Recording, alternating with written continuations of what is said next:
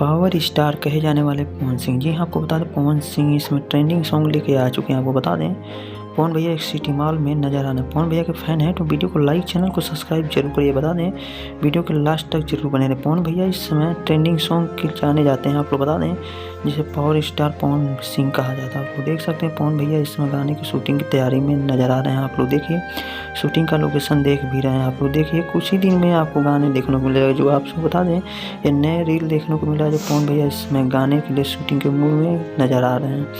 पवन भैया का फैन है तो वीडियो को लाइक जरूर करिएगा। आपको बता दें और कमेंट जरूर करिएगा। पवन भैया इस समय नए नए गाने को लेकर सुर्खियों में है। आप लोग बता दें पवन भैया इस समय नए गाने की शूटिंग में लगे पड़े हैं। जो कुछ ही दिन पहले पवन भैया के नए नए सॉन्ग आ चुके हैं जो आपको जाकर देखने को मिलेगा। बियाहीन महिला अन्य गाने देखने को मिलेगा। जो आप लोग बता दें पवन भैया अपने नए अंदाज में नजर आ, नए लुक में नजर आ रहे हैं। और देख सकते हैं नए मिजाज में है। वीडियो को लास्ट तक जरूर बने रहिए।